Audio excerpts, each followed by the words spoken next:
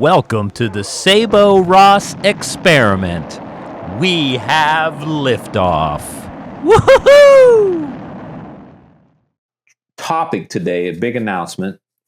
Well, for some people, and it might have been yesterday, I don't know, Grok 4. Yes, Grok 4 AI announced this week. Now, did you see what happened? No, tell me. Holy cow. So the big news stories were, the big announcement of the new Grok. Yeah. And Grok has its own Twitter account that makes its own tweets. Yeah, I did So hear. one of the things that happened was Elon was getting a lot of flack because the people that are extremists were complaining that it's following the actual mainstream media. I don't agree with it. You should fix that. That's right. And the people that were complaining, and this is not all people, and not every conservative is like this, but the people that were complaining were extremist right wings that were like literal U.S. Nazis. People that are in the American Nazi Party, people like that, and the KKK are complaining about this. Like white supremacists were complaining, this isn't going the way. And then Elon flipped the switch and said, well, I'll make adjustments. It made hugely, thoroughly, not ambiguous. You know how you can say something's anti-Semitic? Yeah. It's not, maybe not. It went goofy. This went full on and actually posted, I'm mega Hitler or Mecha Hitler. It just went crazy. And it was like, oh my God. Yeah. I mean, like, this was horrifying. It was saying thing like, if your last name is like Epstein, then you're already like a horrible Jew. It's like, what the hell are you saying? And so I saw this morning on X, okay, so no. It's like, it's like, this is not, that's not what, it's like, no, they're like, we don't agree with this. This was a mistake. It shouldn't have done that. Yeah. Well, what were you seeing from it? No, everything that you said, I didn't know. I found out today that stuff happened. Yeah. But what behind the scenes, a couple things about Grok 4. Well, they have three versions. There's Grok 4, which if anybody doesn't know, and I haven't used Grok. I don't know if you have. I have quite a bit. Because I don't subscribe to it. I don't subscribe, but I've used the free one to the very limits of what it can do. So I think it's $30 a month, the Grok 4. And Elon says and I don't know how good this is, but it's like having a philanthropist and a doctor, PhD, at that level, that this thing's at that level. Now, what does that mean? It sounds kind of boring to me, but basically Grok is a spicy version of ChatGPT. It'll do things that you can't answer, things that you can't get answers out of good old ChatGPT. It's interesting. Yeah. So you can do things with Grok that other large language models won't do. So that's interesting because I will tell you, I'm using ChatGPT a lot. I'm doing the $20 a month ChatGPT. Yeah, me too. And I've experimented by going back to ChatGPT 3, 4, and then experimenting with the beta 4.5. Yeah. And as we've already discussed, ChatGPT 4 does a lot of that glazing. Yeah. It does that thing. It's like over complimenting you, and it's overly optimistic and tells you more of what you want to hear as opposed to what you need to hear. Yeah. Whereas ChatGPT 3, it's like a mean old man and kind of an asshole. I mean, like literally, ChatGPT 3 is insensitive big time. and rude. I didn't like it. I used to literally yell and get in an argument, and it didn't respond. Like, I just like, this is stupid. I didn't want it. I actually do type in like all caps, like, why the fuck are you like that, asshole? Like it feels like if you're having a conversation with someone, it's like, this is somebody who has Asperger's who you don't like. Yeah. Yeah. Who's saying mean, horrible things to you. So it's like, fuck you. Yeah. So I would say that to ChatGPT 3. I would literally write it because I'm like, this is so mean. But, and it's weird. I will say this, ChatGPT 4 is less glazing when you use the audio version. Oh, is that right? Very much so. In fact, I was using the audio version on the drive here. I was discussing something with ChatGPT 4 in an intensive conversation. But you corrected it, though, before, because wasn't it glazing even before in both? Oh, it's always been glazing. And the thing is, even with the $20 a month, it slowly, when you say don't do that anymore, it stops. Yeah. and slowly starts to keep doing it till it's obtrusive again. You have to tell it to stop again. But 4.5 is the perfect middle ground. I see. 4.5 is the perfect middle ground. On well, the other going back to Grok, the other announcement that didn't make big, it wasn't a public announcement, but it was kind of behind the scenes. Tesla owners, Grok is going to be fed right into the Teslas, so you're going to have it built into the car. Built in. Now, I didn't say if it'd be in all models because I don't know if there's a tech. There probably may not be enough RAM in older versions of the car, but any mid to newer cars will probably have enough room. It's very interesting because Tesla just started their. They've been talking. Elon's been talking about self-driving and testing it robo-taxis forever, and they just started testing robo-taxis in Texas, Austin. And now I hear maybe they're going to try San Francisco, something like that in California. San Francisco will be tough. But they, in theory, what he's always claimed is if you own a Tesla, just a regular Tesla that has FSD, he's going to be able to flip a switch and your car is going to be able to go become an Uber without you in it. And you're going to be able to make money off your Tesla while you're at home. It's going to be out running around doing stuff. See, I do think that's likely to happen within the next 10 years. Easy. Well, I mean... Because here's the thing is, if you think about what AI is good at, it's doing things like regulating traffic, circumventing traffic patterns, like alleviating traffic patterns by dictating cars go off the exit here because there's a wreck ahead. If you wait in line, you're just going to make it worse, so go around. And so if they did that in the idea of what you might call a swarm, meaning yeah, that's right. If you did it to where we're dealing with tens of thousands of cars at the same time, we know how to flow these out better. So better if you're not driving. Yeah. Well, you're right. Until something goes wrong. There's always going to be that can go. Humans can cause that. But that's the whole thing is they want to get angry and say, well, we shouldn't have automated cars because it made a mistake. It's like, then you shouldn't let humans drive because they make mistakes. Yeah. Yeah. So it's like 6 of one, half a dozen of the other. Yeah. And I'm willing to bet the automated versions are safer. You know what I mean? Well, I mean, that's what I know in China, they're way ahead. They've got the robo-taxis all over the place. And if you get rude in it, you do something sillier in it, it just pulls off. It'll just shut down. It's like, you're being, unruly. So get out. Yeah. And get out of my car. It'll kick you out. So other countries are way ahead of us on this, but American roads are a lot different because we got so much rural terrain. But anyway, I just thought, the Grok 4 is a big deal for him. It is. And again, it's like every time these AI models evolve to a full new version, there's always something better and more. Yeah. The thing I found with Grok is it's not great at the conversation, but it's great on the information. So I'm going to be very curious how Grok 4 supposedly is better at conversation. Maybe that's what he means, though, like it's even smarter. But the one thing he did say is they have no human or reasoning or any of those kind of traits. They are just spewing out. ChatGPT might be trying to be somewhat human. It is.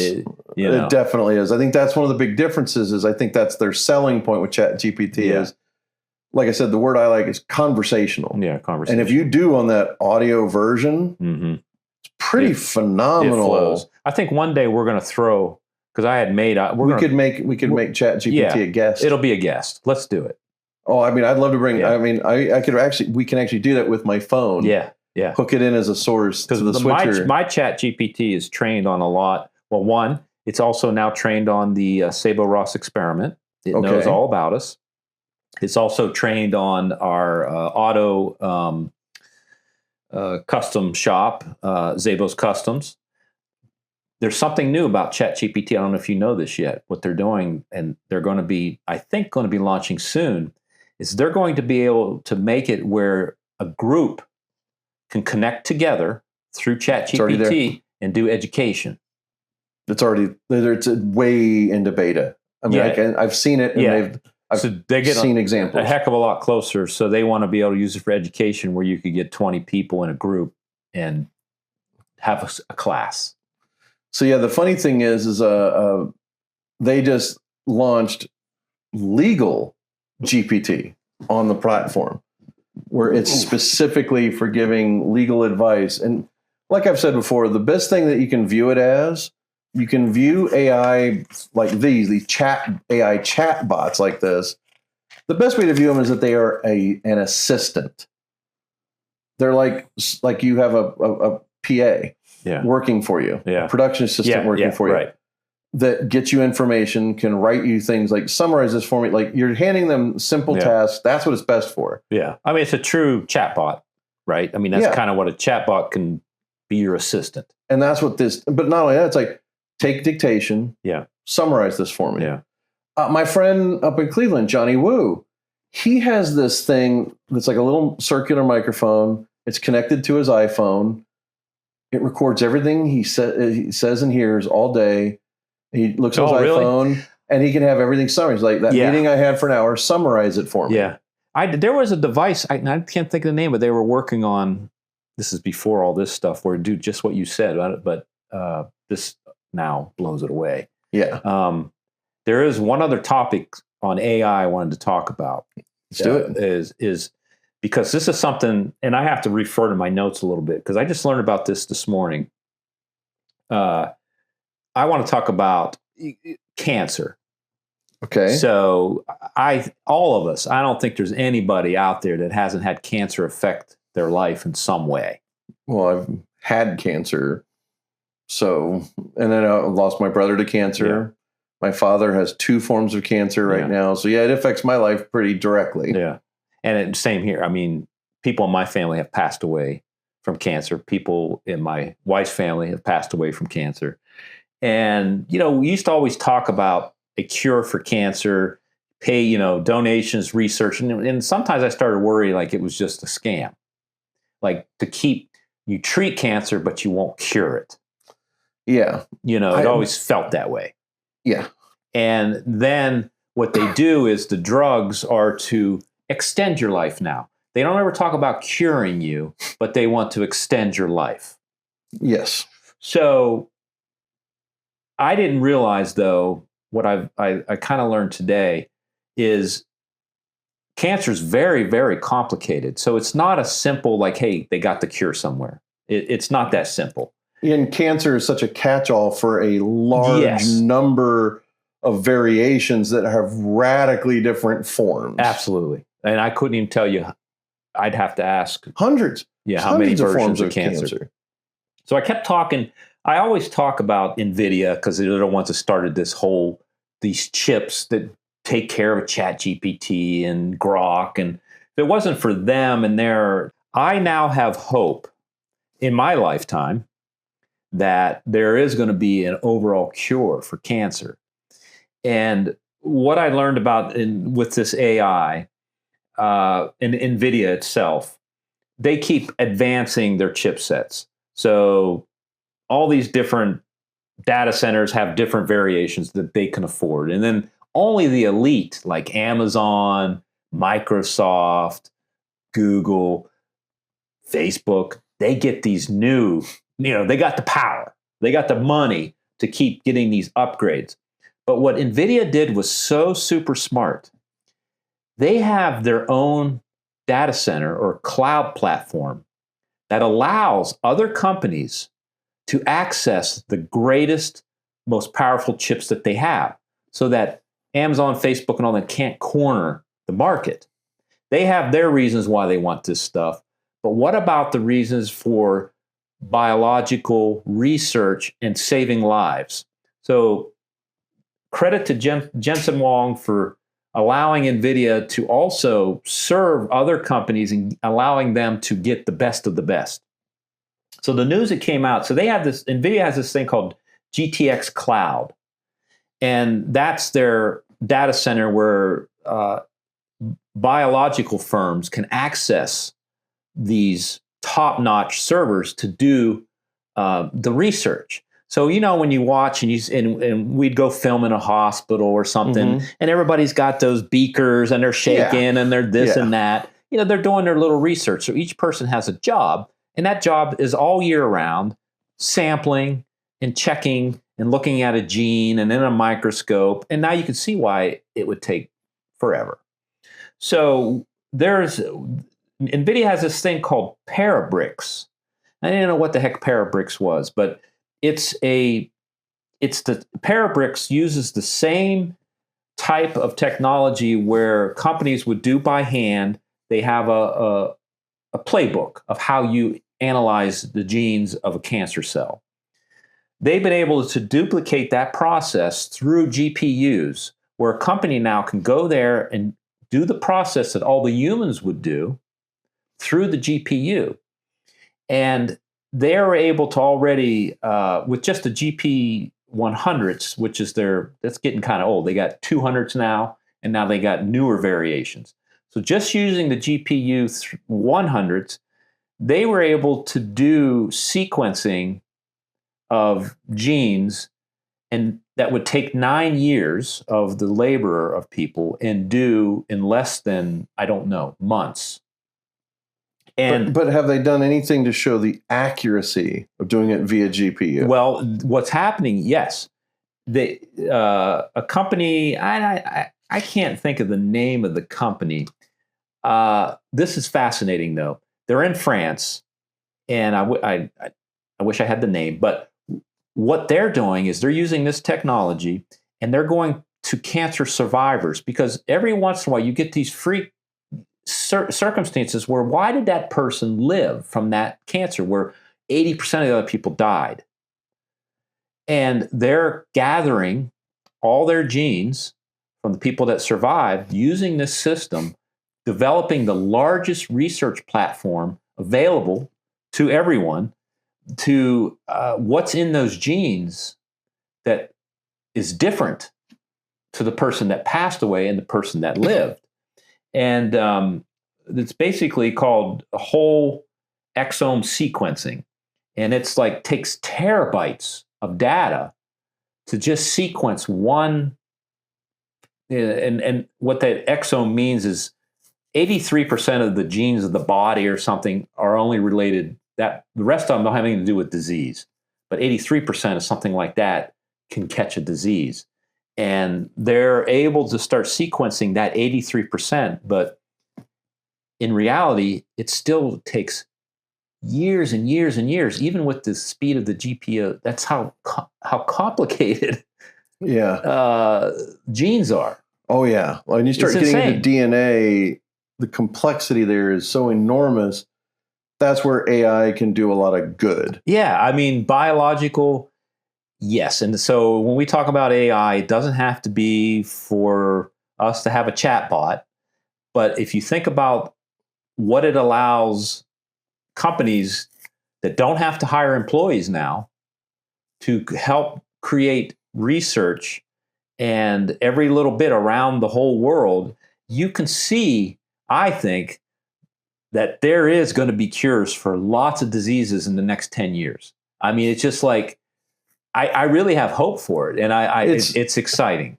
I think it's interesting. I mean, again, that's where you can see the upside of AI. Yeah. That's something really fun I'm going to talk about real quick. Yeah. Did I tell you, I don't think we talked about it on the show, my AI Donatos story. No, AI Donatos? I have pizza? We're talking about pizza? I have an AI Donatos pizza story for you. All right, let's hear it. So every Wednesday and Saturday, I go and do dinner with my dad. And one week he's like, I want Donato's pizza. So I'm like, okay. And I'm on the far west side. I've got to drive all the way over to the east side for him. I'm like, no problem. I'll take care of it. So I called Donato's because I'm in the car, so I can't order online. So I got to order on the phone. I call, and there's the sound of a call center. Like you hear all these people chatting in the background, and it's like, but it's so clearly an AI voice taking my order. So I'm like, I would like a very small, mini, personal, like 9-inch pepperoni pizza, please. Do you want a 9-inch pepperoni pizza? I'm like, yes. Do you want a 9-inch pepperoni pizza? I'm like, yes. Where would you like to, do you want to pick up, delivery? I'm like, pick up. Which location? I'm like, Pickerington. They're like, okay, great. We'll be ready in approximately 17 minutes. I'm like, perfect. You believe I'm it? 20 minutes away. Okay. And I show up, and this particular Donatos has a drive-through window on the side of the building. Yeah. I pull up. I'm like, here to pick up my order for Ross. And they're like, we don't have it, right? We don't have it. And I'm like, what do you mean you don't have it? It said it'll be ready in 17 minutes. Like, did you use the call center? I'm like, yeah, like our new automated call center thing has some bugs that are being worked out. So, well, then why don't they turn it off? So here's what's funny is I'm like, what am I supposed to do? Like, well, based on that, we'll give you a free pizza. What did you order? I'm like, an extra large pepperoni pizza. Yeah. And so they're like, yeah, we'll have it ready for you another 20 minutes. So that's 25 inches? So I was like, so I got like a 16-inch or 18-inch pizza for free. But it's like, the thing is, you know why I don't feel bad is like, you put me out. Well, you know how many people they would have put out? A lot. Do you know how many people they let go from a call center that might have got the order right and got it to the sort right? Well, and the thing is, there's no excuse for that because I've seen, well, maybe there is, but I mean, I went through a McDonald's that was using it. There was a lot of them, and then a lot of them quit using it. Oh, yeah. So there must have been. It's too buggy. Yeah. Okay. It doesn't, that AI using it for taking orders and placing it and sending it places, it's very, very basic, but trying this with voice recognition, accents, there's so many layers that can go wrong that it's just not there yet, but it will be in 2 to 3 years. Well, I would think that they could get that worked out because just having that casual conversation between, you and the LL. Oh, the fact that ChatGPT is already better at this means selling that basic function to Donato's Pizza. 2 to 3 years away from perfection. Yeah. The problem is that's dozens of people that are about to lose a job. Yeah, well, I'm not going to worry about that. Because they keep saying that they'll get some other job that'll help do something else. I don't know. The problem is that's the downside to AI is I think it can make things easier, but here's the thing is I would take a different tack, like what's his name, Yang, the one guy is like, if we had a universal. If we did go a little bit more socialism, it's like if you had a basic living wage, if you had that universal basic living wage or whatever you called it, that'd be a little bit different. If people could always have, it may not be the best place, but if everybody had a place to live in, the money for food, then like giving up all these jobs for AI would be fine. Yeah. Well, but it's just, again, I'm not full on for socialism at all. Well, just to back that up for a second, because this is a big controversy. The mayor's race in New York City.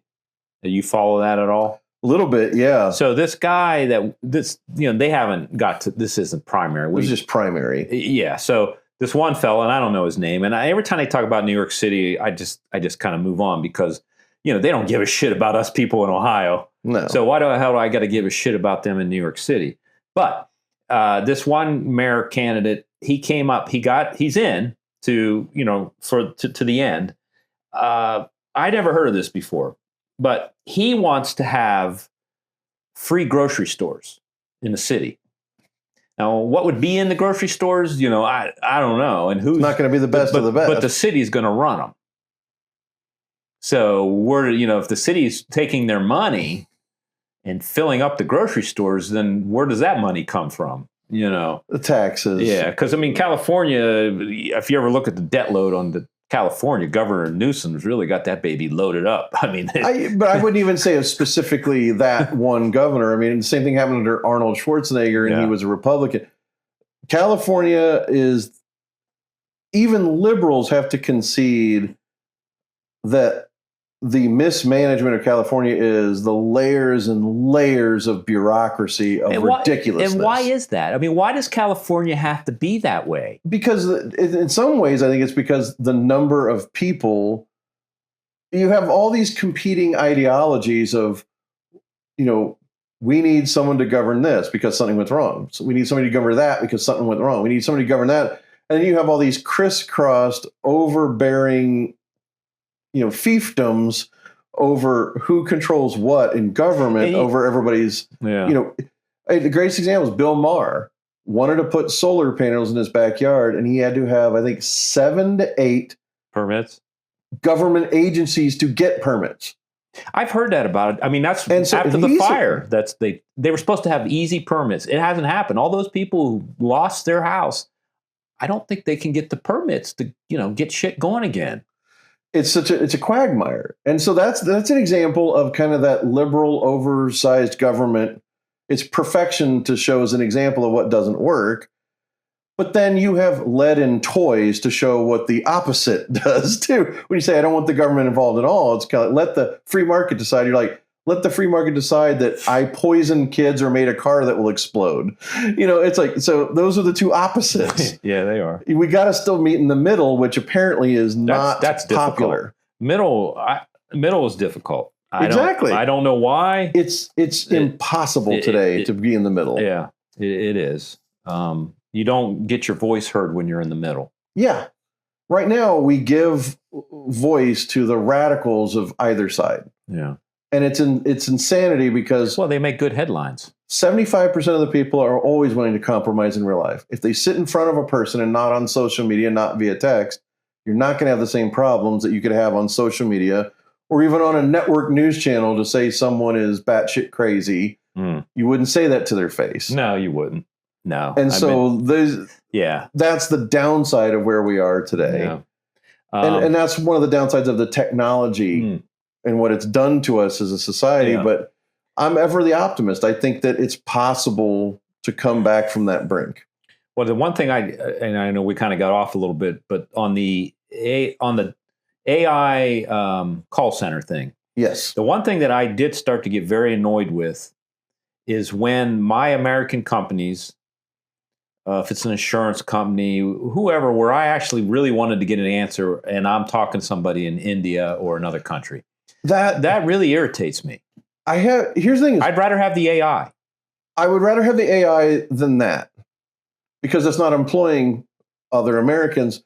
We should be employing humans in our country to help our companies and our customers in this country. I can't disagree with that. So if we're going to, as long as we're talking in America, I don't want jobs to be lost. I do want the jobs to use technology. But if they're giving those jobs over to India, I'd rather it be AI. Yeah. With the sole exception of, as I already discussed previously in another episode, not when it comes to moderating social media. So that's the one place I would say, no, you have to have a human. When you're talking about the safety and sanity of your users, that should be in the hands of humans, not AI. Yeah. Well, I think you mentioned something earlier. AI is fantastic. For example, I think today, believe it or not, I don't know why, I didn't catch the news. They announced a new chief of NASA. Mm-hmm. I don't know what happened to the old one. I don't know why they had to announce it, but Sean Duffy, I think, who was head of transportation, is now the chief of NASA. I don't know why. But the one thing that you had mentioned, AI, and they've already realized this, when it comes to flying a spaceship, it comes to the logistics of moving satellites or the precision and the speed that it can think and process and do logistics is beautiful. Where humans can't make those decisions that quick. That finesse. Yeah. And you could see it, like we've talked about before, when you see the beauty of precision of like a drone. Yes. On, like we said, a basic path, but it does those kind of Bezier curves to make it a smooth flight. Yeah. I can see that being applied to travel, flight, space travel, and then like. Yeah. So it's exciting. I think that, again, people still determine whether technology does bad things. Yeah. Even when it comes to AI, we want to think of it like Terminator, that AI is bad and making its own decision. But the thing is, that would wind up being bad programming. Yeah. Well, again, they are, there's no stopping. They are working to agentic AI. And, they want to get it to where it can make human type decisions. So at that point, these discussions we're having are going to be a heck of a lot different, when they become emotional and thinking. Well, and again, we have to, at some point, these esoteric questions of what are feelings? Yeah. I know that we're biological, but when we grant artificial intelligence a certain amount of leeway in the thought process and decisions, when does it become autonomous? Yeah. When does it become self-aware? I don't know. And that's a question that is very difficult to answer. Yeah. And the more complex it gets, the harder and harder it's going to be. But I think that's a great place to pull the plug on this. I think that this has been a great episode. We've had a lot of fun discussing everything. We've gone from Superman to AI to Grok to everything, even automated pizza delivery in terms of automated call centers and whatnot. But this has been quite the thorough discussion. Yeah, so it's going to get chopped up into little pieces. Right. And if anyone's out there, just check out the Sabo Ross YouTube channel, Sabo Ross Experiment on YouTube. You'll find a lot of our shorts. Of course, some of our shorts are getting posted on the Facebook channel. But so check us out. If you caught any of this, we're a work in progress. We're doing our best, and we're going to keep at it.